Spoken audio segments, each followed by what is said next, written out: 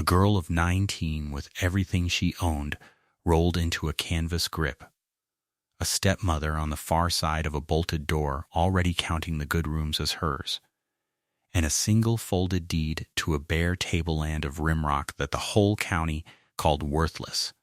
No water on its face, no shade, nothing up there but grass laid flat and silver by a wind that never once quit. That was the entire estate of Adeline Rourke on the dry spring morning this story begins, and any man in the town of Sand Fork would have told you it summed to exactly nothing. Every man in Sand Fork was wrong. That worthless Mesa, the one the freighters cursed climbing and the stockmen wouldn't graze because there was no drink for a cow within a hard day's ride of the top, was going to make her the richest square mile in the Texas Panhandle. Not someday, not slow, but inside one single killing summer. The worst drought in 40 years. The dry that turned the rivers to sand and the watering holes to poison alkali, and left 3,000 thirst-maddened longhorns bawling on the trail with no living water anywhere between them and Kansas but hers. And the soft pink banker who laughed across his counter and offered her $30 for the deed as a kindness would ride up that Mesa himself before the year was out, his bowler hat held against his chest, with a syndicate's money in his pocket and $1,000 on his tongue, to ask her to sell it back. She would name him his own $30 with the ledger open on the table when he did, and she would say she'd sell for exactly that, the day the spring ran dry. That is where this story is going, and it earns every dusty mile of the road there. If you have ever been handed the one thing nobody else wanted and made it worth more than everything they kept, do me a kindness and tap that like button and tell me down in the comments what county you're watching from. I like to see how far these stories carry on the wind. It was the spring of 1883, in the high shortgrass country of the Texas Panhandle, in a wind-scoured trail town called Sand Fork that had one bank, 2 saloons, a mercantile, and a church that doubled as the schoolhouse. And it sat where the great cattle trail out of South Texas crossed the wide bed of the Sand, a river that most years ran shallow and brown, and that spring already showed more sand than water, on its long way north to the railheads in Kansas. The season of the drives was coming on. Any week now the first herds would come up the trail out of the south, 10 and 12 and 1,500 head to an outfit, pushing for the railroad, and behind them the old men on the mercantile porch were saying a thing they did not like the taste of, which was that the spring rains had not come, that the grass was curing brittle before it ever greened, and that a man could read a dry year coming the way you read weather in a horse's ears. The door of the home place had shut at 7 that morning, before the sun had any heat in it, and it did not slam. Cordelia Rourke was not a slamming woman. She was a tallying one, and she had finished her tally. She had come into the family 4 years back, a handsome, upright widow with iron gray hair drawn hard into a center-parted bun and a cool, level, appraising way of looking at good furniture and at other people's children, and she had counted the home place hers from about the second Sunday of the marriage. Adeline's father, Elias Rourke, had died of the spring fever in the wet cold end of last year, a lean, freckled, unhurried man, gone at 50-some with an apology to the doctor for the trouble he was putting him to. And when the will was read out at the kitchen table, the home place passed whole and entire to the second wife. The house, the barn, the pole corrals, and best of all the 80 acres of good bottomland strung along the river where the grass stayed green latest and the well ran nearest the surface. The milk cows and the shoats, and the whole flock of laying hens that Adeline herself had raised from the egg. What was left over for the daughter of the first marriage was one piece of folded paper that Cordelia would not have kept if it had been the last paper in the territory. She did not simply hand Adeline the deed. She pressed it into the girl's palm out on the porch boards and closed the girl's own fingers over it with both of her cool, dry hands, the way a lady presses a coin on a beggar so the watching neighbors will see the giving.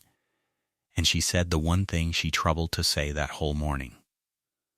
"Take your father's folly," she said, "and see how it waters you." Then the door, and the bolt going over behind it, hard and final in the still dry air, and a girl of 19 standing on the boards of the only porch she had ever belonged to, holding a deed to a rock. Everyone in Sand Fork knew what the folly was.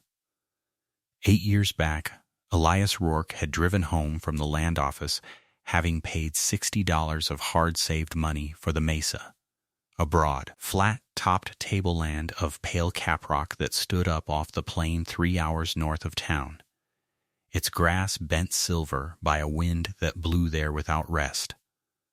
No creek on it, no seep that any cowman had ever found, no shade but the shadow of a passing hawk, ground so dry that even the antelope crossed it at a trot and did not stop. And the whole town had enjoyed the purchase the way a small town enjoys anything that confirms its low opinion of a dreaming man. Freighters swore the wind-up there would peel the paint off a wagon. The stockmen wouldn't run a cow on it, because a cow can't eat grass it can't wash down, and there was nothing to wash it down with. The men on the mercantile porch took to calling the place Rourke's Folly and asking Elias, grave and friendly, whether he meant to farm the wind this year or only pasture it. Elias let them laugh. He was a mild, freckled, unhurried man who had been laughed at before and had noticed that it cost him not 1 cent, and most every Sunday after church, in his good dark coat and his wide brown hat. He hitched the mule and drove up to his folly with a measuring stick, a bottle, a notebook, and a cold dinner. And he measured. He measured for years. What the town never knew, because it never once occurred to the town to ride up and look, was the thing this beginning turns on, and it lived in the girl's memory now as she stood on the porch with the deed in her hand, because her father had shown it to her himself, more Sundays than she could count. Under the caprock at the very heart of that dry mesa, back in a narrow cleft where the rocks stepped down out of the wind, a living spring seeped cool and clear and steady out from under the stone. It was not much to look at. A wet seam in the rock, a slow, clean thread of water sliding down into a basin no bigger than a washtub before it sank away again into the gravel and was gone. But Elias Rourke had put his measuring stick to it in the wet of spring and the bake of August and the hard middle of winter, 8 years running, and he had written down what almost no man in that dry country would have believed, that it never failed. It did not swell much in the wet, and it did not shrink in the dry. It came up cool out of the deep rock at the same slow, steady flow, whether the sky above it was pouring or had been iron dry for 100 days. Because it was not drinking from this year's rain, but from water that had gone into the caprock long ago and a long way off. And the drought that could kill a river fed by the sky had no grip on a spring fed by the stone. Water that keeps its word, he told her once, mild, screwing the cap back on his bottle, in a country where the sky lies every summer, will be worth more than the bottomland someday. And he taught her, Sunday on Sunday, to read where water hides, which slope of rock would sweat and which would stay dry, where a line of greener grass or a single wind-twisted hackberry meant damp not a foot down, how to lay the stick against the flow and count. And under all of it, he taught her the one rule that was the mother of his rules, which was to write every figure down in ink the moment you had it, every degree, every inch of flow, every egg, every dime, because a figure set down in ink cannot shift on you in the night the way a remembered one will. And it was Adeline, all 4 years of her father's second marriage, who had quietly run the paying heart of the home place, while Cordelia ran the parlor of it. The the garden that filled the table and the cellar both, the hens whose eggs and the churn whose butter went to town every Saturday and came home as coin, the milk, the shoats, all of it tallied in her own small square hand in a book her father had taught her to keep. So the woman who shot the bolt that dry morning was turning out of doors, though it would be full summer before she understood what she had done, the one soul on that whole place who had ever truly made it pay. Adeline did not cry on the porch. She stood a moment and read the deed the way her father had taught her to read any paper, straight through, twice, all the way to the recording stamp. Then she folded it back along its crease, put it away inside her jacket against her ribs, carried the canvas grip out to the old spring wagon, and went and hitched her father's mule. Cordelia let her take the mule and the wagon, not from mercy, but because both were old and past their best, and letting them go read as generosity to the neighbors leaning on their own porches up the road. Cordelia Rourke never in her life let go of a thing that did not read, in the letting, as something finer than it was. And Adeline drove, not out of town, but straight into it, down the rutted length of the main street to the squared stone front of the Cattleman's Bank.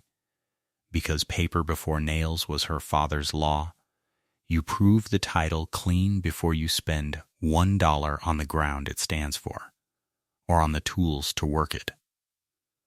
Harlan Pike ran the Cattleman's Bank the way he ran his own dinner table, soft and pink and comfortable and sure, jowls settling over his collar and a gold watch chain slung across the broad front of his waistcoat like a fence rail across a gap.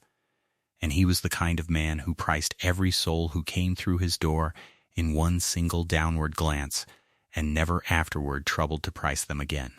He had priced Elias Rourke years back at nothing much, a dreamer with a rock, and he priced the daughter cheaper, a girl with a dead dreamer's rock and no man to stand for her. But he took the deed when she laid it on the counter, because paper was his trade and he was good at it.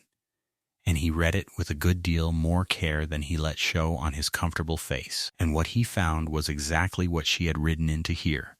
The title clean, the filing true, the corners recorded, the taxes paid to the very year, the Mesa passing plain and whole out of her father's name and into hers with not a flaw in it anywhere. And then Harlan Pike leaned back off the counter and laughed, easy and low from under the watch chain, and made her the offer that this whole story hangs upon, the offer men in Sand Fork would repeat to one another for years with a wince as the drought wore on.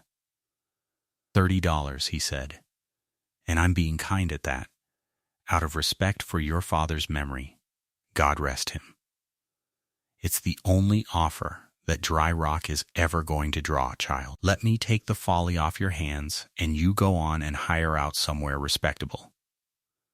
Adeline took the deed back off the counter, squared its fold, and put it away again inside her jacket, and told him, level, unhurried, in the plain voice of a person finishing a piece of ordinary business and not refusing a favor, that she was obliged to him for confirming the title, which was the whole of what she had come in to learn.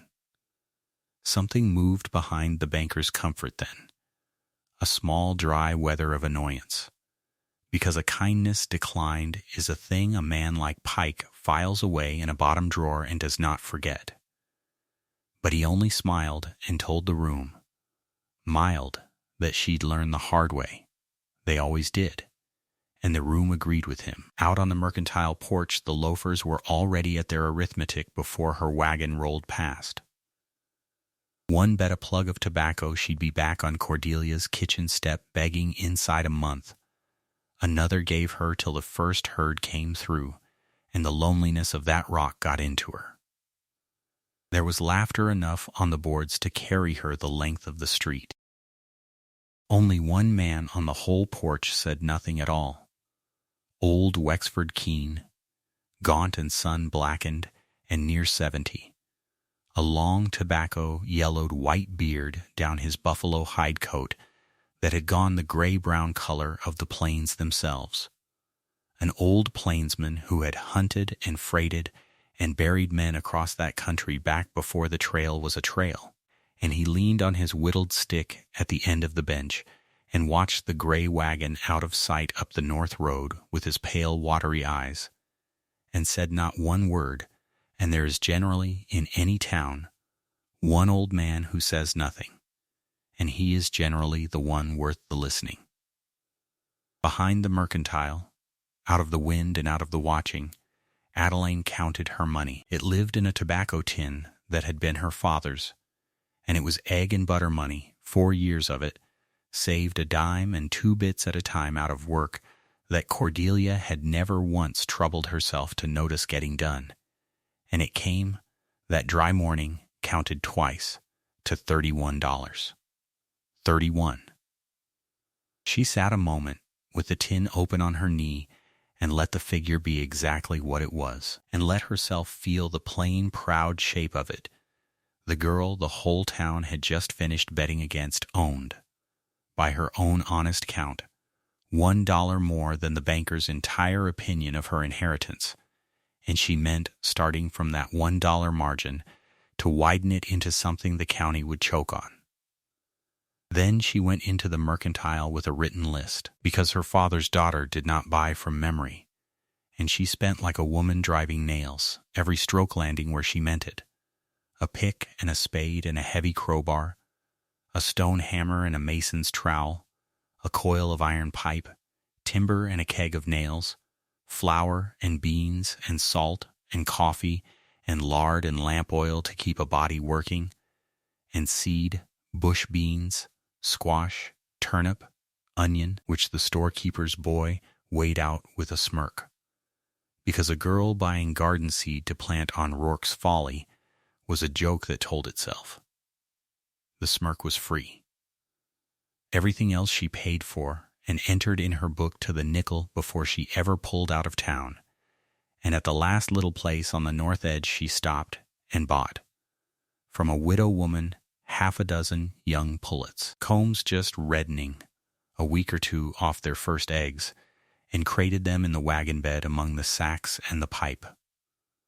Then she drove up out of the flats alone, 19 years old, with the tools and the seed and the hens behind her and a few dollars left in a tin, into the whole brown, enormous tilt of country that climbed north toward the Capric. 3 hours the road climbed, freight ruts first, and then the faint 2-track her father's own wheels had worn into the grass, years of Sundays deep.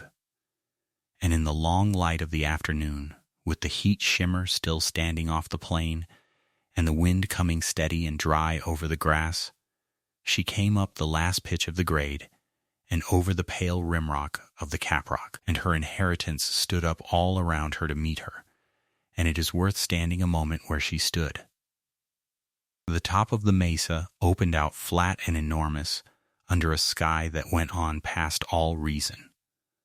The short grass running silver where the wind combed it flat, mile on mile of it, not another living soul or roof or fence in the whole turning circle of the world, only the grass and the wind and the light, a place that could make a grown man feel like the last person left alive, and that made this girl, coming over the rim into it, feel something closer to arrived. She drove the wagon in slow across the top toward the heart of it, toward the low cleft where the rimrock stepped down out of the wind, and there, where the town had never once bothered to ride, she found the thing that closed her throat, her father's Sundays, waiting for her. At the head of the cleft the spring came seeping out from under the caprock exactly as she remembered it, a wet, clean seam in the pale rock. The water sliding cool and clear down into a rock basin no bigger than a washtub. Cool.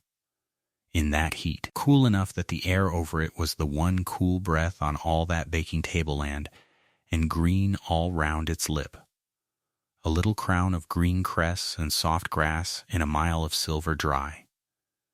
the way a spring will always tell on itself to anyone who knows to look. And around it, and below it down the little draw, stood the work of a mild man in a church coat that a whole town had laughed at without ever seeing. A well half dug and curbed neat in dry laid stone, waiting on the deeper water her father's notebook said was down there. Tank footings, squared true and level to the draw, 2 courses laid here and 3 there, the corners fitted with a care she could read like his handwriting.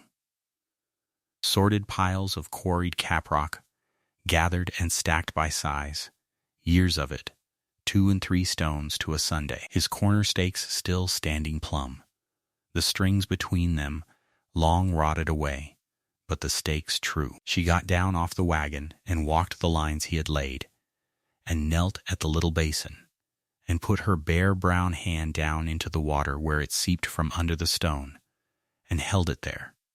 Cool water, running steady and clear out of the deep rock in the dry roasting hush of that panhandle evening. Water that had kept its word to her father through 8 dry summers, and would keep it now. And if she cried then, the wind took it dry off her face, and nobody in this world was owed the seeing of it. She did not stay knelt long. There was light to use. That first night she pitched the wagon sheet over a ridgepole in the lee of the rimrock, out of the worst of the wind, penned the 6 pullets under wire in the wagon bed, and made a small fire of the scrub she'd hauled up, and ate her beans, watching the light go long and red, and then gray across 100 miles of grass. And before she slept she took out her father's ledger and turned past all his years of Sunday figures to the last page his hand had written, the last flow measurement he had ever set down in his small square ink. And just below it, in the same hand he had taught her, she wrote the day, the miles, the money spent to the nickel, the few dollars left in the tin, the 6 hens, the date, and the flow of the spring as she read it now, with his stick against the seam, unchanged, keeping its word. And below the figures she wrote the plan, plain as a well is plain, because a thing you write down cannot shift on you in the night.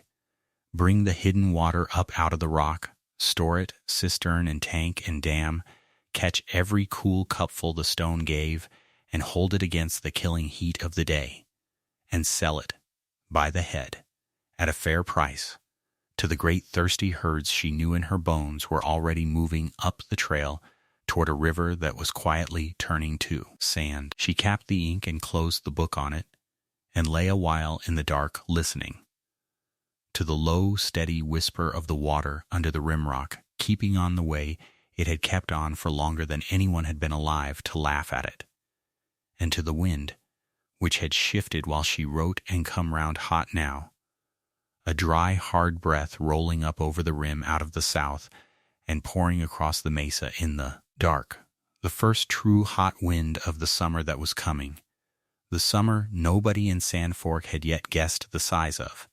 And Adeline Rourke, 19 years old, disinherited of the good bottomland and handed a rock, lay warm and dry-eyed on ground the whole county swore was worthless, with the deed and the ledger under the corner of her blanket roll and $1 proud margin still keeping her company in the tin.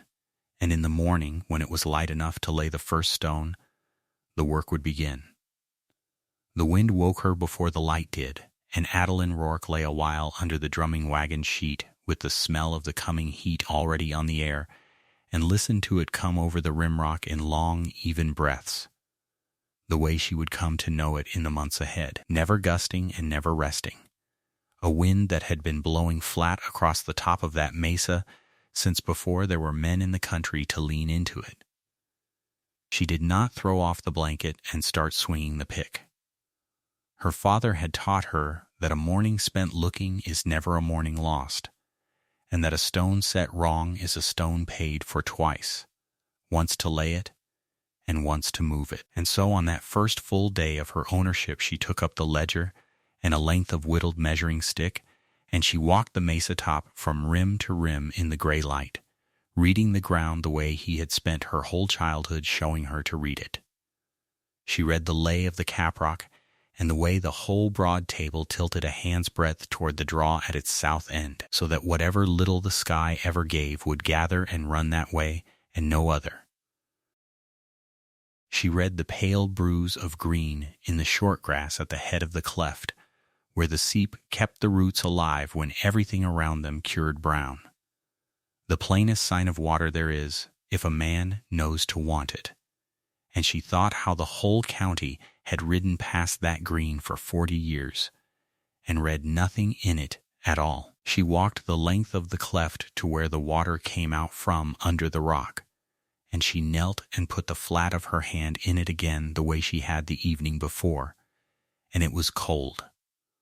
Cold as a cellar in the middle of that warming country. And it ran clear and steady and small, no more than a man might pour from a bucket in a slow count, but steady, always steady, which her father had proved with 8 years of Sundays and a page of figures she carried in the book against her chest. And everywhere she went that morning she found his Sundays waiting for her in the rock. His corner stakes stood true to the compass. His half-dug well was curbed honest in dry laid stone, plumb and square. His tank footings were squared and leveled and set on the living caprock the way footings ought to be set, and she checked every one of them against the ground and against the numbers in his hand and found them right. All of them right. All but one. He had meant the covered storage tank, the deep one that would hold the cool night flow against the killing heat of the day, to stand just below the wellhead where the carry from the well would be shortest and the labor least. His stakes for it were driven there, plain, in the open ground below the curb. And Adeline stood on that staked spot a long while in the wind, with her hand flat on the warming stone, and read the slope of the caprock away to the west and the long unbroken reach of the afternoon sun across it. And she saw the one thing a careful man measuring flow in the cool of a Sunday forenoon had never once stopped to see, because he had never once stood on his own ground in the full brass of a July afternoon, that the low seat he had staked lay open to the whole weight of the day, and that a tank set there would take the sun on its water from noon clear to dark and give back in steam off the surface a good half of everything the night was at such pains to save. And a little back of it, and higher, tucked under the north lip of the cleft where a shelf of overhanging rimrock threw down a band of cool shadow that the sun in its longest day never crossed, there was a seat for a tank that the heat would simply never find. It would cost her a longer run of pipe and a harder dig into the rock, and the better part of a day moving stone her father had not meant to move. She moved it. And that night by the lantern she wrote under his last flow measurement the first figure of her own keeping, the one place in all that ground where the daughter bettered the father, and she did not feel proud of it so much as she felt continued by it, as though the two of them were still arguing water across a jolting wagon seat, and she had at last, and quietly, won a point off him. Then she went to work, and the work was the whole of her life for the length of that dry spring and into the summer, and it was work about water, every stroke of it, in a country that was drying to powder all around her while she labored. She began with the spring, because everything on that mesa began and ended with the spring. Where the water seeped cool from under the caprock it had for uncounted years, spread out first into a low place of trampled mud, tracked over by antelope and dirtied by birds, and open to the sun and the ceaseless blowing dust, so that the very source of the whole place lay half-wasted before it had run a yard. She cleaned it to the living rock. She dug the mud away and followed the seep back under the ledge to where the clear water came weeping out of a seam in the stone, and she curbed it there in dry-laid caprock fitted close. And below the curb she walled a small deep catch basin, where the water could gather clear and cold, and over the head of it she raised a low roof of slab and timber against the dust and the sun and the fowling of the birds, so that within a week the spring that had seeped and spread and wasted since before the town had a name ran clear and cold into stone, and stood there waiting to be used, and lost not a drop it did not have to. Then the well. Her father had curbed it shallow and left it half dug, and she took it deeper by hand, a foot and then 2 feet and then more, down through the seam where the water came, timbering the sides as she went with squared lumber she had freighted up in the wagon, cribbing it honest so the walls could never slump and foul what they guarded, until she had opened under the seep a standing pool of cold water deep enough to draw from in any weather, a reserve that held even when the surface seep ran at its thinnest in the heat of the afternoon. It was slow, close, dirty work, done on her knees in the wet with the windlass creaking above her and the wind combing the grass across the mouth of the shaft, and she did it alone. And she measured the depth of the standing water every evening with the marked stick and wrote the figure down, because a figure set down cannot shift on you in the night the way a thing merely remembered can. Then she quarried the rock, for the whole of the rest of it was to be built of the mesa itself. The caprock split clean off the rim in flat slabs where the frost had already started it, and she barred it loose and levered it, and stone-hammered it square, and hauled it on a stone boat behind the mule, load after load, until she had piles of dressed slab standing by every place a wall was to rise. And with that stone she raised her cisterns, dry laid and true, a stepped line of them running down from the storage tank so that the water could stand in stone the whole length of the cleft. And she raised the deep-covered tank in its cool north seat under the ledge, walling it double and roofing it over with slab, so the day could not reach the water in it at all. Where the joints had to hold water she mortared them, not with the lime she had no money for, but with clay dug from the draw and tempered stiff with sifted gravel the way her father's notebook set it down, worked and beaten and pressed into every seam until the walls would carry a standing head of water and weep none of it away. She threw an earthen dam across the draw below the tanks, keyed into the rock at either end and puddled tight in the middle with the same clay beaten down in courses, a low broad catch dam to hold whatever run-off the stingy sky might someday send down that gather ground, so that not even the rain the country was so plainly going to be denied would be let run off the mesa unused if it ever came. And below the dam, downslope, toward the pale scar of the trail where it crossed the dry bed of the Sand River a mile out and a hard day from any other water, she led the water down to the stock. She trenched a line the whole way and buried in it the coil of pipe she had spent good money on in town, and where the ground would not take pipe she built a plank flume on stone piers, pitched just enough to carry and no more, and at the foot of it, out near the trail where a thirsty herd coming up off the dry crossing could reach it without ever climbing to the source, she set a long row of stone troughs, a dozen of them end to end, dry laid and clay sealed and sized to water many head at once.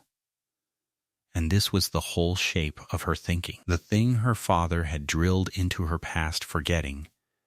The water was to be kept where the cattle could never come, fenced and roofed and guarded up top at the spring and the tanks, and the cattle were to be watered far below, where they could crowd and mill and foul the ground all they liked and never once touch the living source, because a spring a herd can walk in is a spring lost, and the man or the woman who lets stock foul the head of their own water has thrown away the only thing they own.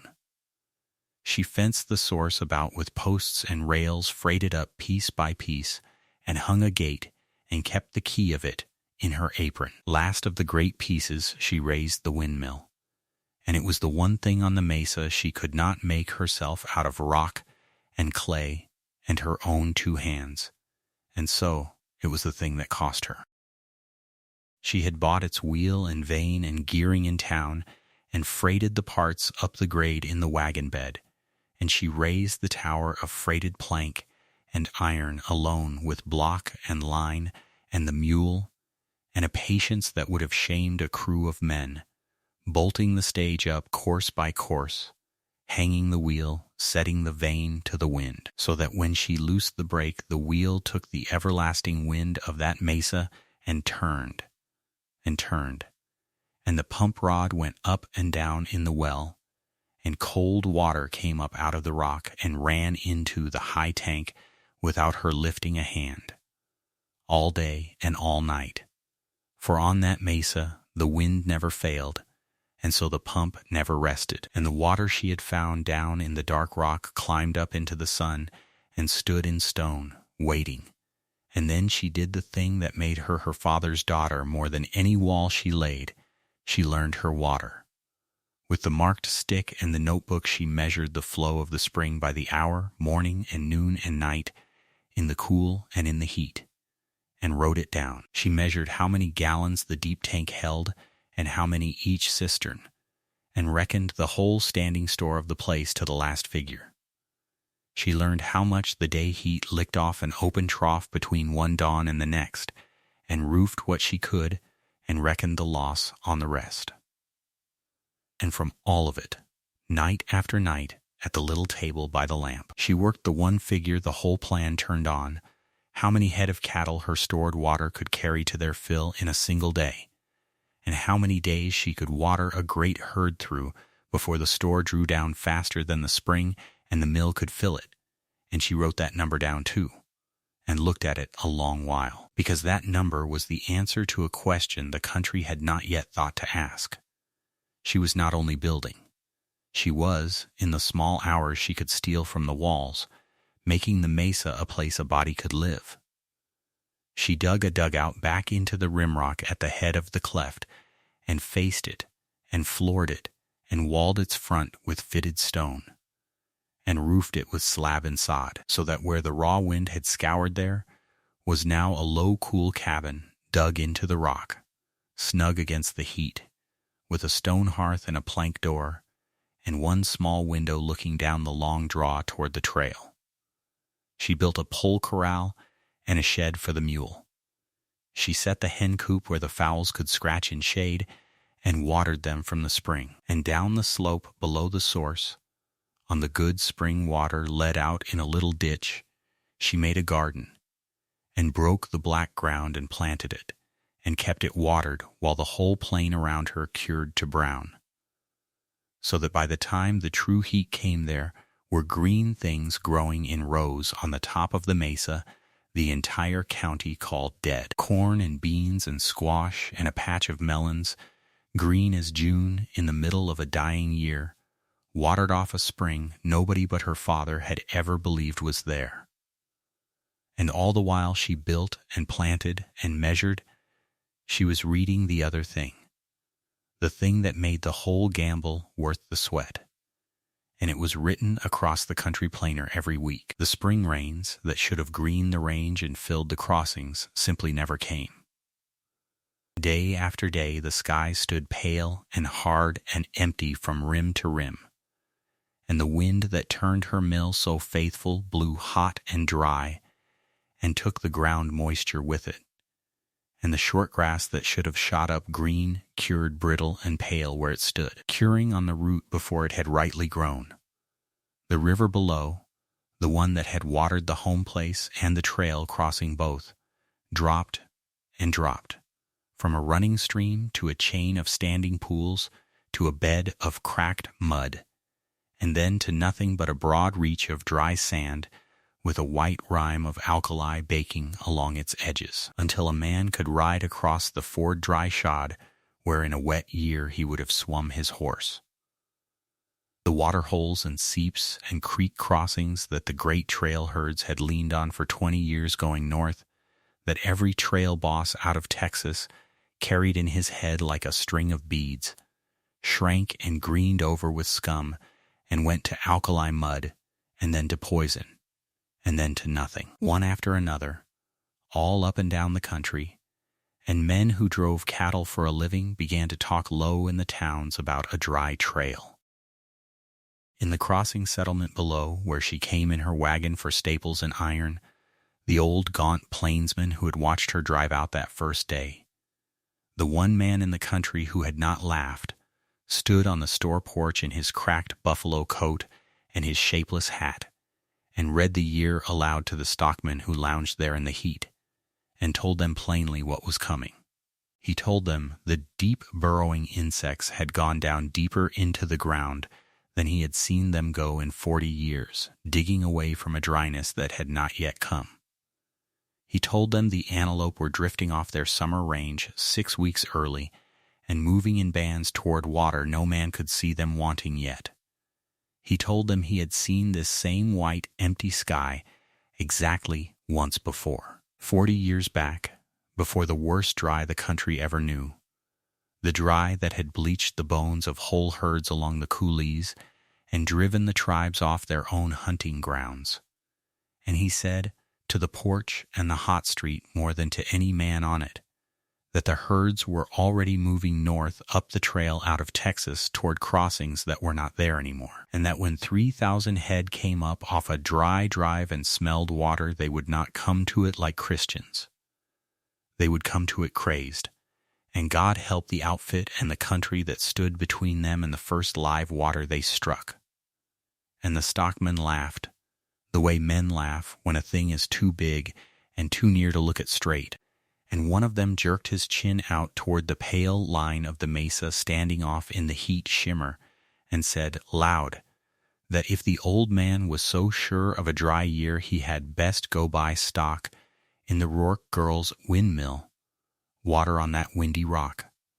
And the porch laughed again, all of them, at the folly and the girl and the dead Mesa, both. Adeline heard it, loading her flour and her nails into the wagon, and she did not so much as turn her head, because she had a use for the laughter now, and it was not to argue with it. She had one thing left to buy, and near her last money to buy it with. A busted outfit east of the crossing, broke by the dry spring and selling out ahead of the summer, had put its goods to auction, and among the plows and the wire and the tired horses there was the very stuff she could not quarry or clay or beat out of the Mesa with her own hands. A coil of good pipe, a wagon load of sound lumber, and best of all, the cut gearing and shafting to build out her mill and her flume the way the coming days would need them built. She drove down to the sale and bid on those 3 things and nothing else, and before she raised her hand on any of it, she went over every foot the way her father had taught her to go over a thing before he trusted $1 to it, sighted the pipe for its bore, thumbed the lumber for rot and checked it for grain, and turned the gearing over in her hands and set the teeth against each other too. Feel them mesh true, and when a man beside her asked what a girl wanted with a broke outfit's iron, she told him water and said no more. She paid nearly the last of her money for it, cash on the barrelhead, wrote the figures in the ledger, in and in and in, all still going out and none yet come back, and loaded it and hauled it up the long grade to the mesa behind the straining mule, and set it in place, and finished. And then, near the end of it, the heat came for true. It came the way the great dry always comes, not with a storm, but with a stilling, the wind dropping for once to a low hot breath and the sky going from pale to a hard-hammered white, and a day dawning the color of ash with the sun standing in it like a coal. And by noon the heat lay on the plain in visible sheets, and the dust hung where a hoof raised it and would not settle. And the whole country below the mesa shimmered and swam and gave off the baked breath of an oven door swung open. And Adeline Rourke stood at the rim of her mesa in that first true blast of the drought with the ledger under her arm, and looked at what she had made. Behind her the mill wheel turned steady in what wind there was, and the cold water climbed and ran, and the deep tank stood brim full in its cool shadow, and the stepped cisterns stood full below it, and the long stone troughs stood full and waiting out near the trail. And the garden was green, and the hens were fed and watered, and the spring ran clear and guarded under its roof of stone. Every vessel on the mesa full to its lip with cold living water. In the 1 month of the 1 year the whole country was dying of thirst. And far off down the plain, past the dry white scar of the trail where it crossed the Dead Sand River, at the very edge of where the heat shimmer swallowed the world, she saw it, a low smudge of dust standing up off the trail and not settling, moving, slow and vast and steady, north, and on the hot wind that carried it there, came up to her from the crossing below, driver to driver and store porch to saloon.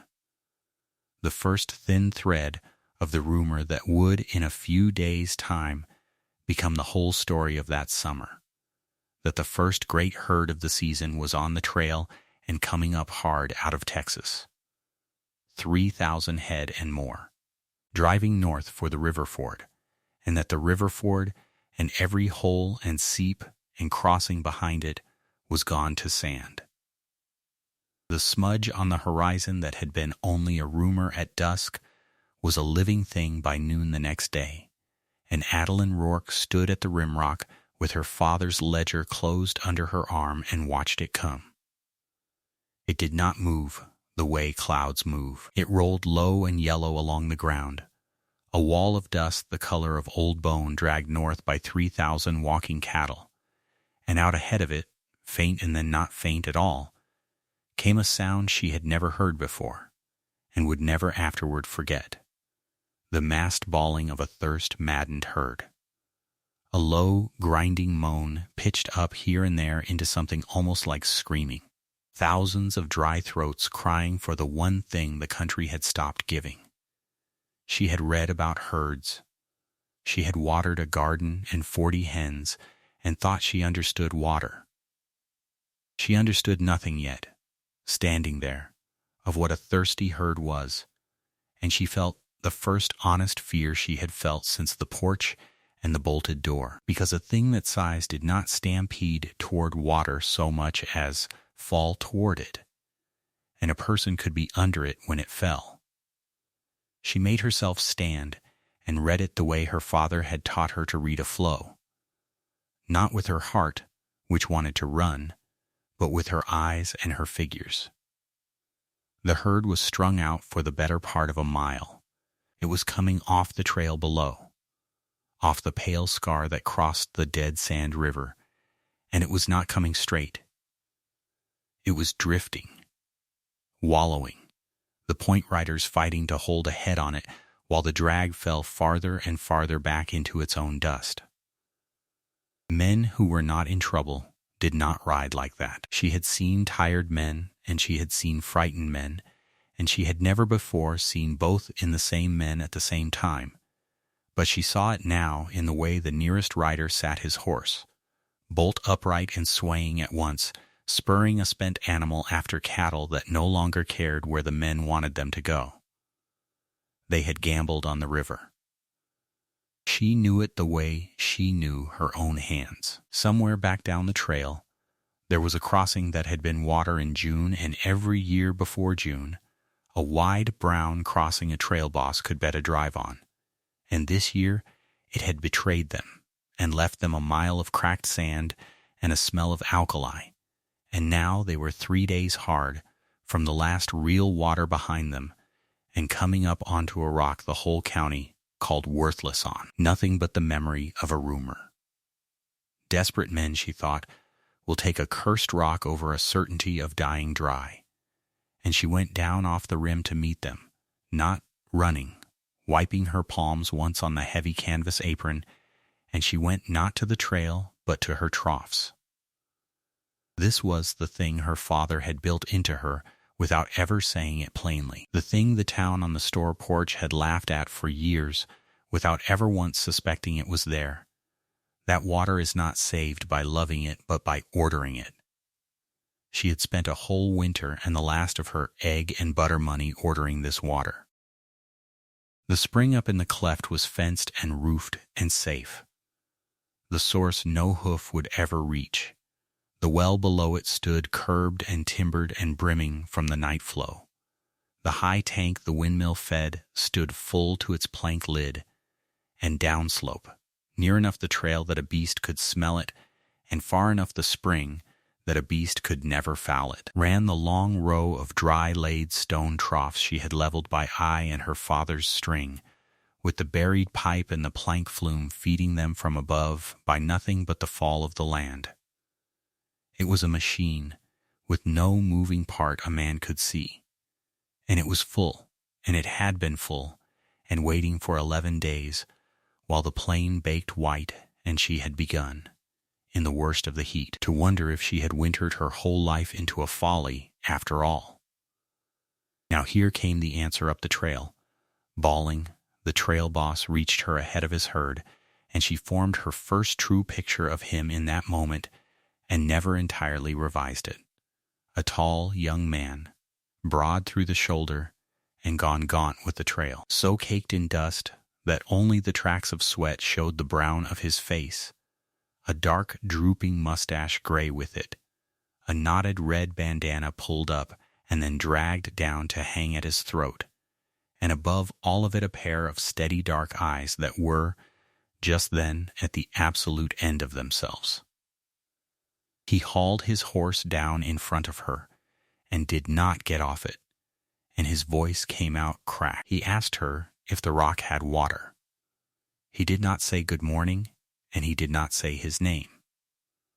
He asked if the rock had water like a man asking a doctor if the child would live, and she saw his hands were shaking on the reins, not with fear for himself, but with 3 days of holding a drive together on will alone.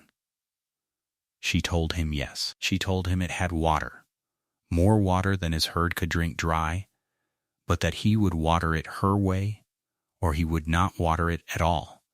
And she said it level and plain, the way she said everything.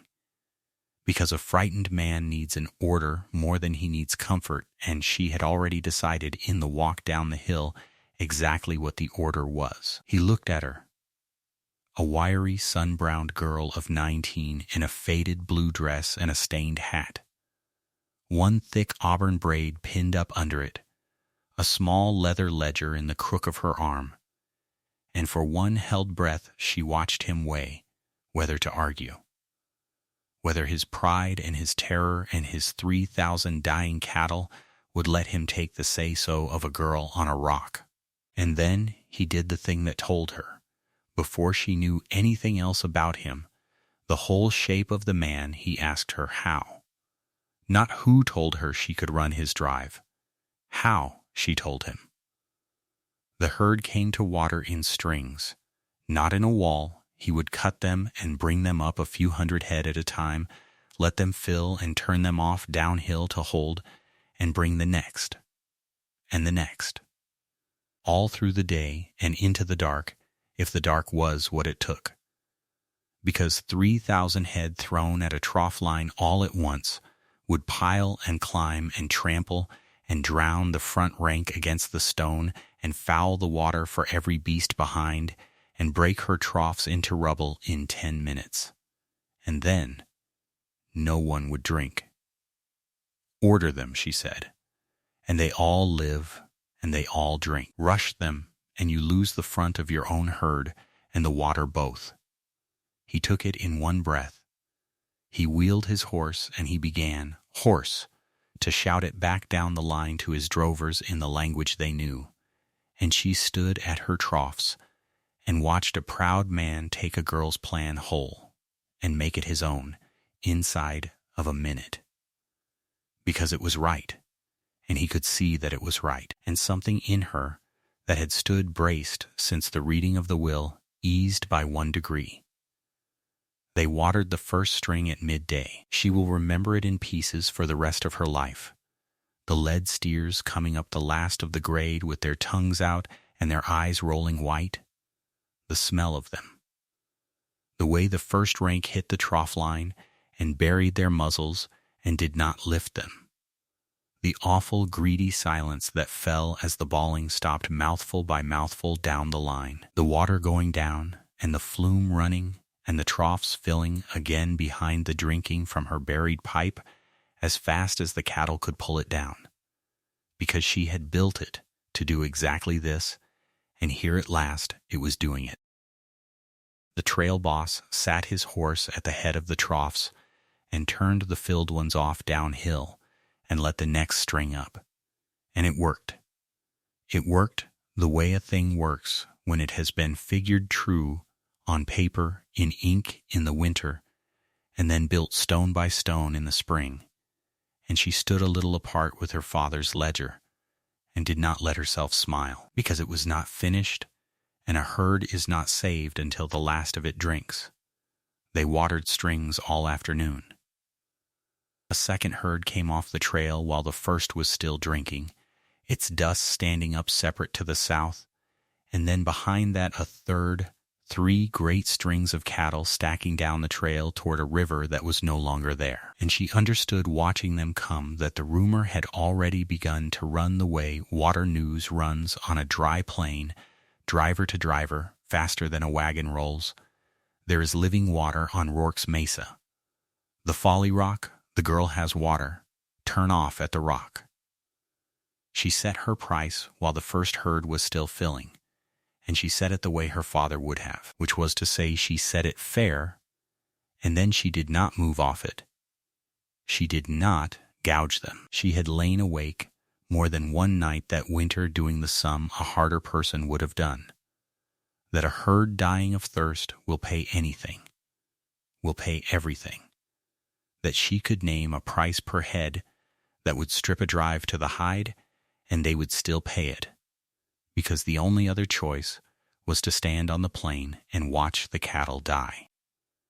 And she had done that sum, and then she had crossed it out, because it was her father's rule, and now it was hers, that a figure set down in ink is a figure you can stand behind for the rest of your life, and she did not intend to build the thing her father died proving on a price that would shame the ledger it was written in. She named a fair price by the head watered, low enough that a shaken trail boss could pay it and still bring his drive in whole, high enough that it counted, and she wrote it in the front of the book under her father's last flow measurement.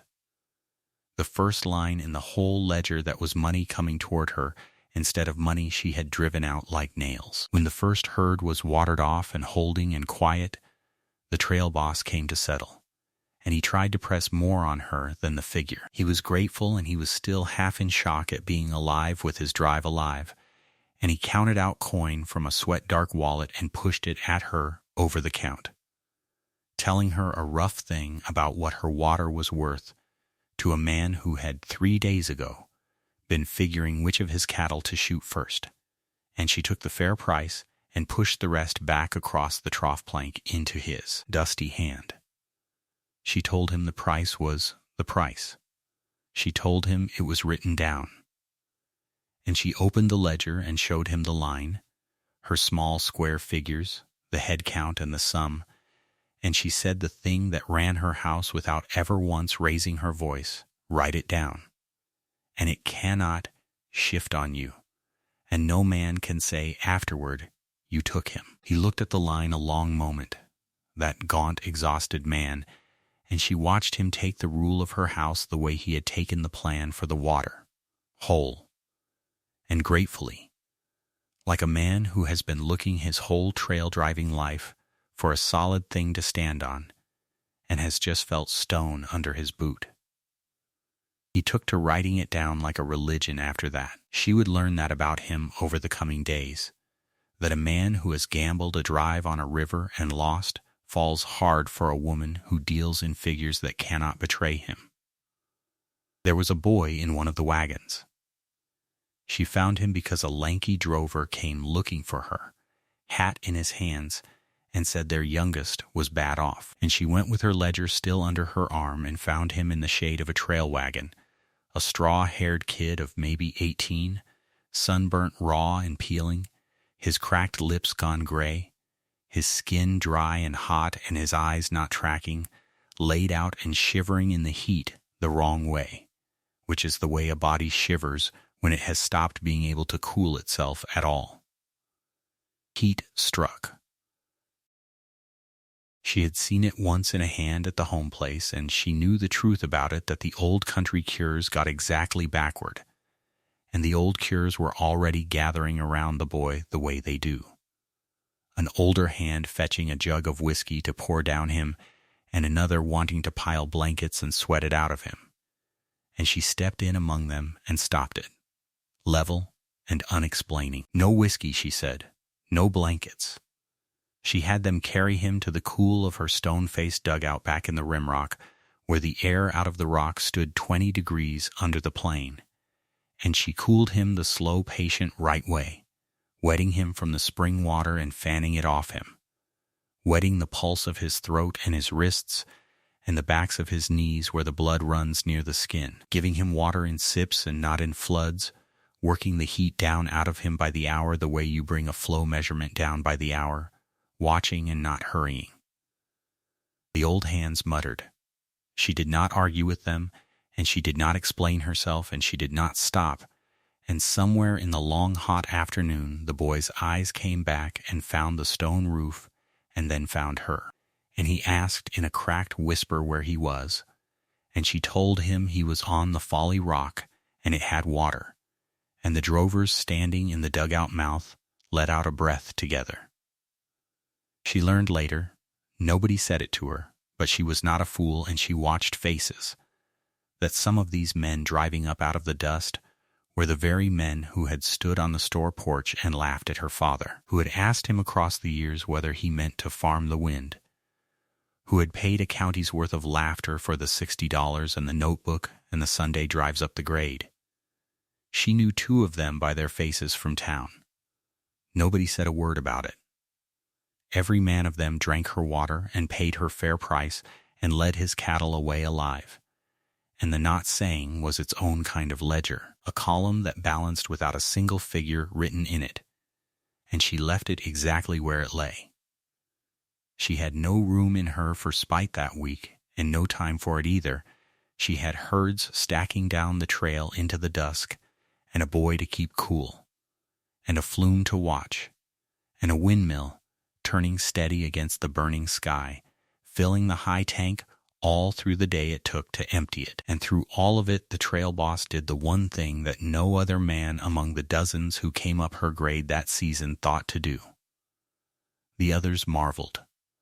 They stood at her trough line and looked from the green garden to the turning windmill to the fenced spring in the cleft, and they said, over and over, some version of the same slack-jawed thing, that a girl had done this, that there was water on Rourke's Folly, that they never would have believed it, and their marveling, kindly meant, sat on her exactly the way the stepmother's cutting kindness had sat on her on the porch, as one more man deciding what she was allowed to have done. But the trail boss did not marvel. He asked to be used. He found her at the flume the second morning with his sleeves shoved up and asked her, plainly, what needed doing and where he could put his back, and when she pointed he went, and he did not do it as a favor to be repaid in her gratitude. He did it as a man learns a machine he means to understand. He cleared silt out of the flume where the first herds had kicked it in. He built the corral windbreak wider against the everlasting wind, so the held cattle would drift and not scatter. He learned to time the troughs, to read when the high tank was pulling down faster than the windmill filled it, and to throttle the strings back until it caught up. And he learned it not by being told twice, but by watching her do it once, and then doing it himself. And inside of 3 days, he knew the quiet water machine of the place joint by joint, by the sweat he had left in every joint of it. She watched him learn it, and she felt the second degree of the braced thing in her ease. There is a particular loneliness to having built a right thing alone that no one else can see the inside of, and it went out of her, that week, one joint at a time, as a proud, tired man knelt in her flume with his hands in her silt and asked her how the fall of the land carried the water down. The courtship, if you could call it a thing so plain a name, began at the corral rail in the dusk, when the last string of the day was watered off and holding, and the wind came over the rim, gone cool the way it does the moment the sun quits the plain. They were both too spent for anything but the truth, and it came out of them a piece at a time across the top rail, the way real things come out between people who have been working the same troubles side by side all day and have stopped performing for each other. He told her his plain truth first, looking out at the held cattle and not at her, that there was a debt behind this drive, that the herd was not all his, that he had contracted to deliver so many head to the Kansas railhead by a date and had gambled the whole thing on that river crossing and would have lost every cent he had and every cent he owed, and his name along with it 3 days ago on the sand, and that he did not yet know, even watered, even alive, whether he would bring the drive in on time and whole, or whether he was only postponing the ruin. He said it flat, without asking her for anything, a man setting a true weight on the counter for her to see. And she told him hers, which she had told no one. The reading of the will, the good bottomland, and the home place passing whole to the iron-gray woman who had run the parlor while Adeline ran the paying work of the place, the one folded deed to the Folly Rock pressed on her on the porch with a cutting kindness. Take your father's folly and see how it waters you. And the door bolted behind her. And then the soft pink banker in town confirming the title was clean and laughing and offering her a few dollars for it as a kindness. $30. The whole of a county's opinion of the ground they were standing on. She told it flat, too. No tears in it, because the tears were long done. And when she had said the $30 laugh out loud into the wind she found it, it did not weigh what it had weighed on the porch.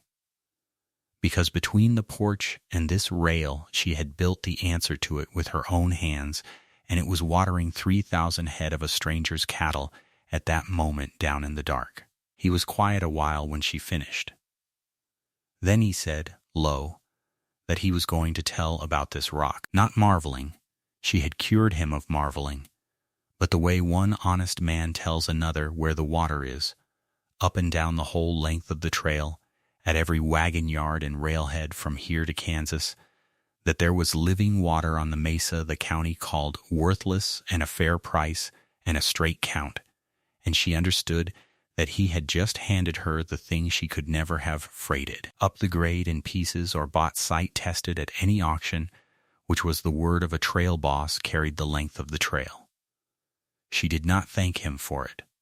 She only turned, in the ledger by the last of the light, to a fresh page, and under the day's head counts and sums she wrote the second herd's figure and the third's. And she looked at the book a moment in the dusk and understood that it had turned, quietly and for good, from the thing it had been all winter, a record of what she spent, money driven out like nails, into a record of what she was owed. The wind came steady over the rim. Down the trail, another dust stood up out of the south in the last light, a fourth herd feeling its way toward a river that was no longer there and a rumor that was, and the two of them stood at the rail and watched it come, and there was nothing to do but water it, and they would, side by side, in the morning. Water news travels the way water itself travels on the high plains. It finds the low places first, and it does not hurry. And once it has gone through a country, it has changed the shape of everything it touched. By the time the first herd was 3 days north of the Mesa, the whole length of the great trail knew that there was living water on the rimrock the maps called worthless, and men who had never laid eyes on Adeline Rourke spoke her price by the head to strangers at wagon yards, as though they had bargained it themselves. The tall trail boss carried the news farther and plainer than any of them. He rode into the railhead at the end of that first delivery with his herd fatter than any drive that had come up dry that season, and when the buyers asked him how in the name of sense he had brought 3,000 head across a river of sand without losing a tenth of them to thirst. He did not spin it into a tale. He told it flat, the way she had taught him a thing was worth telling. He told them there was a woman on a mesa 2 days back who had put water in stone where no man thought to look for it, that she watered a herd in orderly strings so the cattle came off the trail calmer than they went on, that she charged a fair price and wrote it in a book, and that any outfit fool enough to gamble on the old crossings when they could swing a half-day west and drink sure was an outfit that deserved to bury its cattle. He said it at the loading pens, and he said it at the freight office, and he said it, once, quiet, to a cattle buyer from Kansas City, who wrote 3 lines of it into a pocketbook and carried it east on the cars. And that was how the arithmetic of a dry mesa in the Texas Panhandle began. Slowly, to be understood in offices where no wind had ever bent the grass. By high summer, it was no longer a rumor and no longer a mercy that the herds turned off toward her. It was a plan. Trail bosses laid it into their reckoning before they ever left the brush country of the South, figuring the miles so a drive would raise the mesa on the 2nd or 3rd dry day, with the tank still ahead of them and the cattle not yet gone mad. And they told the outfit behind them to do the same. And that outfit told the one behind it, so that all up and down the churn dust of the trail the knowledge ran driver to driver faster than any wagon rolled. Swing by Rourke's Mesa, pay the woman her fair price, and you will bring your herd in alive. She had not advertised. She had not ridden a mile to sell a drop. She had only made the water sure, and made the price fair, and written down every head that drank, and the country had done the selling for her. Because a thing that is true in a dry year sells itself to desperate men and needs no other tongue. And the year stayed dry. It stayed dry past every old-timer's memory of dry, past the point where hoping helped, down into the kind of summer that men would still be marking their lives against 40 years on, before the drought and after it, as though it were a war. The open range burned brown and then burned pale, and then in the worst of the coulees it burned to nothing at all, the short grass curing to brittle wire and then blowing off the caprock in the ceaseless wind and leaving the ground bare.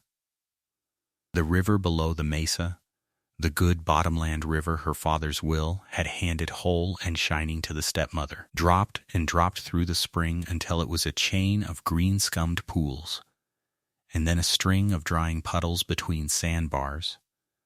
And then by August, it was only a wide pale road of cracked mud where a river had been, with the cattle bones of the outfits that had trusted it lying half sunk in the dried crossings like the ribs of wrecked boats. That was the cruelty of the year, and it was a cruelty Adeline had read coming all the way back in the cold spring, when she knelt and put her hand in the spring for the first time. That the very ranches which had always had the water, the river places and the creek places, the outfits that had laughed loudest at a man who paid $60 and a county's mockery to farm the wind on a bare rock, were the ranches the drought ruined first and worst, because they had built their whole lives on water that fell out of the sky and ran in a bed. And when the sky shut and the bed dried, they had nothing under them but faith in a rain that did not come. The high dry mesa that had no surface water at all, that everyone could plainly see was worthless, was the one place in 40 miles with water that did not depend on the weather, because its water came up cool from under the caprock, the same in drought as in flood, the same in the killing August as in the green of a wet April, steady, measured, written down. And so the whole logic of the country turned itself over inside a single season. The men who had owned the water owned dead cattle and mortgaged ground. The girl who had owned the wind owned the only living water on the trail. Down in the town at the trail crossing, the soft pink banker sat in his vault with the season's paper stacked in front of him and read the ruin off it line by line, and it was worse reading than any drought-struck rancher's, because a banker in a dry year owns everyone's disaster at once. His vault was stuffed with notes written against herds that were bones in the coulees now, and against bottomland that had been worth $40 an acre in the wet years and would not bring 4 with the river gone to sand, and against improvements on ranches whose wells had dried to mud and whose owners had loaded their wagons and driven east with the dust following them. He had lent money the way everyone in that country had always lived. On the sky, on the river, on the plain, unquestioned assumption that water was a thing you found where it had always been. And now the assumption was bones, and the paper in his vault was worth about what he had once offered Adeline Rourke for her folly, which was to say almost nothing. And he was a man who understood almost nothing better than most, because his whole trade was the reading of a column of figures down to the place where it stopped being a number and became the truth. It did not take him long, therefore, to understand where the only sound money in the county now was. And it did not take the Eastern men long either. The drought had taught them all the same lesson in the same season. The syndicate men and the cattle company men and the quiet money that rode the cars out from Kansas City and Chicago to see with its own eyes what the buyer's pocketbook had promised, that the one thing worth owning on the southern plains was not grass, which the sky could take away in a summer, and not river frontage, which the sky could take away in a summer, but reliable water. Water that came up out of the rock and did not care what the sky did, water a man could bank a drive on. They had learned it the hard way, which is the only way that country ever taught anything, and having learned it they wanted it, and the one proven article of it in all that dry expanse sat on a mesa, in the keeping of a 19-year-old girl in a canvas apron who wrote everything down. So the banker rode up the mesa himself. He came up the long grade on a hired buggy on a white blistering afternoon, with the heat shimmer standing over the plain below him like water that wasn't there. And he came the way such men come when they have been humbled and mean to pretend they haven't, hearty, admiring, full of talk, his bowler hat coming off his balding pink head the moment he crested the rimrock and saw what she had made. And there was much to see. There was the plank and iron windmill turning its steady turn against the enormous sky, lifting water into the high stone tank. There were the dry laid cisterns brimming cool and covered against the sun. There was the long row of stone troughs down by the trail, with a string of some outfit's cattle drinking quietly at them, and a drover lifting his hat to her as he passed. There was green on the mesa the whole county had swore was dead, a watered garden heavy with squash and beans, a coop of fat hens, a line of young cottonwoods she had set at the spring cleft that were already throwing a little real shade. The banker turned his bowler in his soft hands and admired all of it out loud, and Adeline let him admire it, standing there in her apron with her gloves tucked in the waistband, saying little, because she had learned from her father that a man who has come to buy will always talk himself down to his real number if you only let the wind fill the silences. And talk himself along the banker did, from admiration to regret, such a hard year, such a shame about the river places, to business. And the business came out of him at last in a rising ladder of figures. First hundreds of dollars for the Mesa and the water rights and the improvements, and then, when her face did not change, 1,000.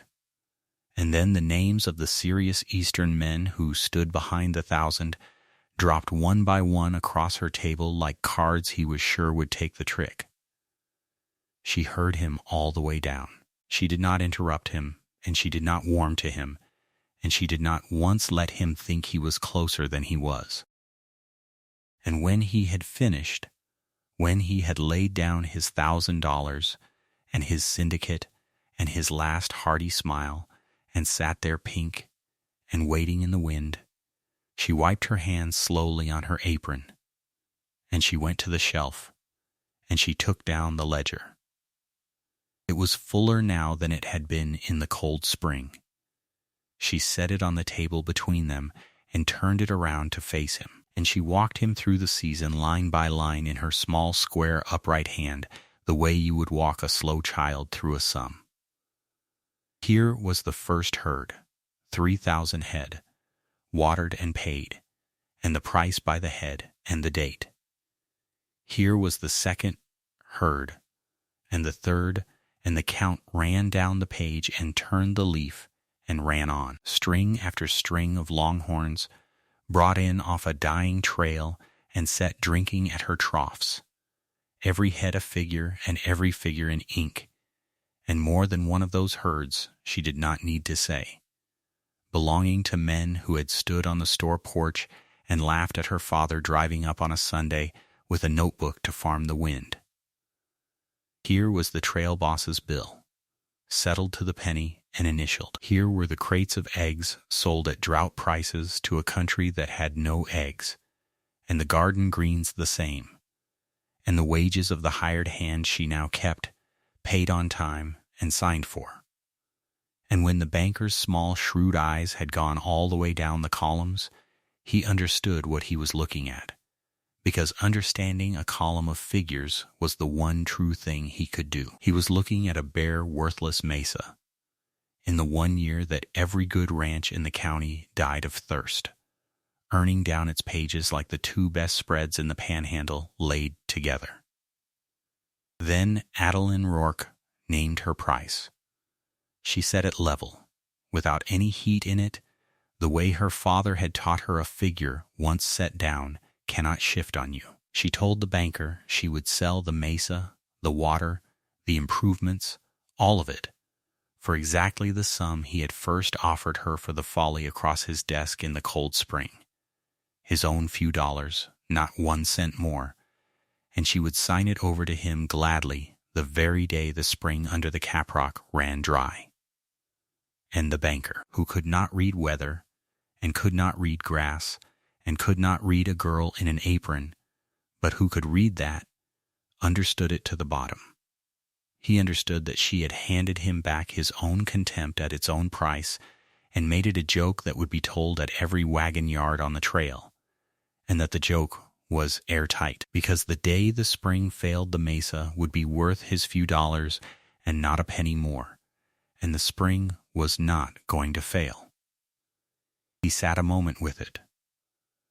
Then he closed the ledger and pushed it gently back across the table to her, and put his bowler hat back on his head out there in the ceaseless wind, and said something about the fine improvements she had made, and went down the grade in his hired buggy slower than he had come up it, past the long stone troughs where another man's cattle stood drinking her water, down toward a town full of paper written against dead ground. She watched him go, and then she went back to work, because there were troughs to check and a flow to measure, and the day's figures to enter, and the selling of a Mesa she had no intention of selling was not among the things that needed doing. There was one more account that came up the grade that summer to be settled, and she settled it the same way. The stepmother came. The river place had gone the way of all the river places, the good bottomland cracked and blowing, the shining river a road of sand, the wells that had always run sunk down to mud, and the whole handsome inheritance her father's will had handed over whole, now mortgaged to a shaken bank against a herd that was bones. She came up the Mesa in a light wagon in her well-kept charcoal town dress gone dusty at the hem, upright as ever, her iron-gray hair still drawn severe under her hat, and she came for the one thing the folly could give that the home place no longer could. She came for water. And Adeline counted her out her share at the troughs at the same fair price as every other soul who turned off the trail that year, no more, for the porch and the bolted door, and the cutting kindness of take your father's folly and see how it waters you, and no less. No share of it forgiven for the blood between them, either. She wrote the stepmother's head count in the ledger in the same small square hand as all the rest, and took the same fair coin for it, and the two women did not say much across the trough rail in the wind, because there was not much left to say that a plain fair price did not say better.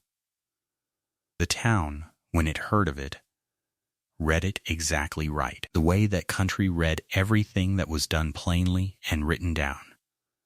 A plain fair price, no spite added and no past forgiven into it, meant the account between them was closed, paid in full, and no balance carried forward on either side ever again. That was all.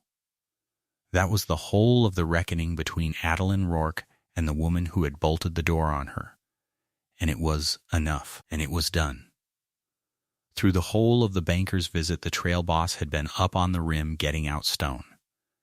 He had heard the buggy come, and he had seen it go, and he had not come down, because the deed was in her name, and the fight was hers, and he knew both of those things to the bone, and would not have insulted her by standing at her shoulder for a fight she did not need help winning. That was the measure of him, and she had taken that measure a long way back, at the corral rail in the dusk of the first hard week, when he had done the one thing no other man had ever done for her. He had not marveled at her. He had asked to be used. He asked her plainly, one gold evening near the end of the drives, with the cottonwoods below the mesa gone the color of the drought and the water running its low steady sound under everything the way it always did. He put it the way a trail man puts a thing, in the count and the plain words of the work. He said he had so many head of his own now, wages and a share saved and turned into a little herd, and he had half a name that wasn't worth much on its own, and both of them were hers if she had any use for them, and he would understand if she hadn't. And she said yes. She said it plain, the way you say a true weight off the scale, no more voice put into it than the thing was worth, and no less. And that was more than enough, because they had both long since learned to hear the truth in a plain figure, and to trust nothing that came dressed up louder. They married at the spring, in the wind, because there was nowhere on that mesa the wind was not, and it would have been a lie to pretend otherwise. It was late in the year, and the cottonwoods she had planted at the cleft had gone gold, and the drives had mostly come up the trail and gone on north, so the plains had their great emptiness back. The gaunt old plainsman gave her away, the sun-blackened old-timer who had watched her drive out of town that first day and said nothing while the rest laughed, who had read the drought coming in the burrowing insects and the early antelope while the stockman laughed at him too. He stood up beside her with his shapeless hat in his cracked hands and his long yellow-white beard moving in the wind, and gave her over to the trail boss like a man handing on something he had known the worth of before anyone else did. The straw-blonde drover stood up steady on the other side. The boy she had cooled back from his heat stroked the slow right way from her spring water when the old hands wanted to reach for the wrong cure. He was brown and sound now, and would ride for the Mesa outfit for years. And under the few plain words, and the wind and the gold leaves, the whole time, ran the low sound of the water coming up cool out of the rock, which was the truest voice at that wedding, and the one they had both come to trust the most. Now let the years go, the way they go on the plains, in long light and long weather. The great trail did not last. It never does. The thing that seems in its own dust and thunder like it will roar north forever turns out to be a short chapter, and within a few years the rail came stitching down across the grasslands, and the barbed wire came behind it, cutting the open range into deeded squares, and the vast dust and bawling rivers of longhorns that had made her fortune in a single dry summer thinned and shortened, and finally stopped coming. The drought years came and went, as they always will in that country. Wet cycles and dry ones wheeling through the decades, and the river places recovered in the wet years and suffered in the dry ones, forever hostage to the sky the way they had always been. But the Mesa never changed what that one dry summer had made it.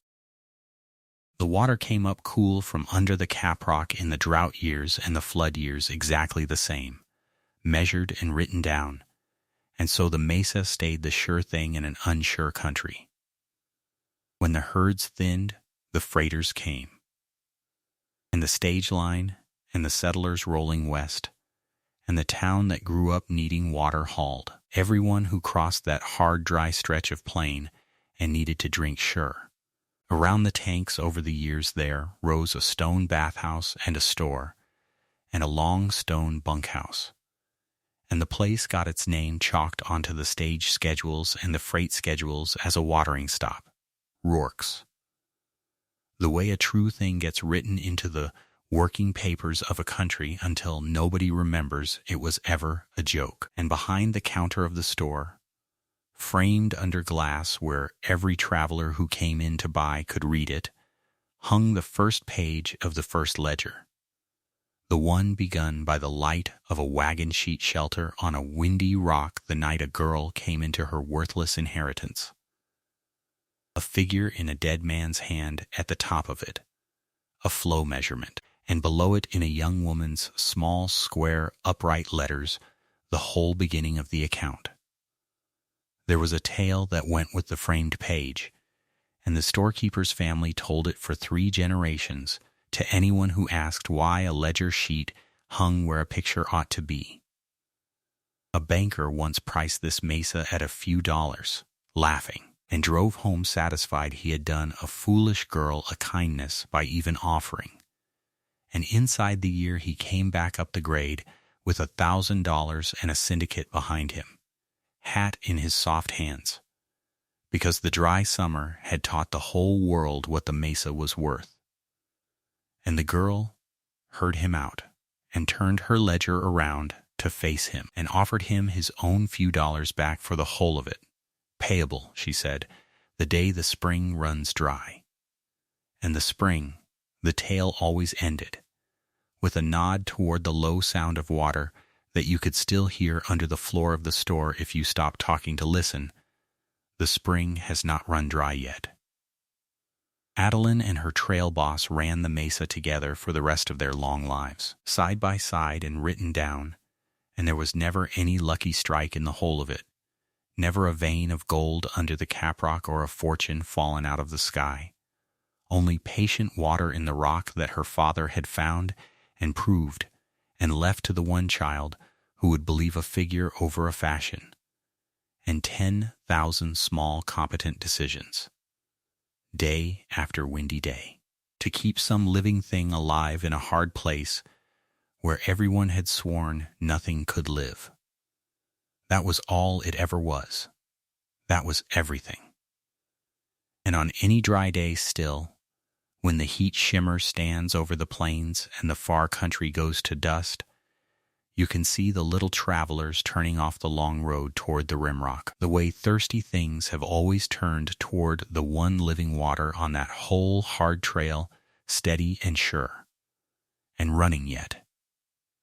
Thank you for spending this while up on the Windswept Mesa with us, and for staying to the end of Adeline's story. If it warmed something in you, if you believe, as she did, that patience and a quiet, steady faith in the work of your own hands can bring living water up out of the barest rock, then take a moment to let us know down in the comments where in the world you're listening from tonight, and who taught you to write the true figure down.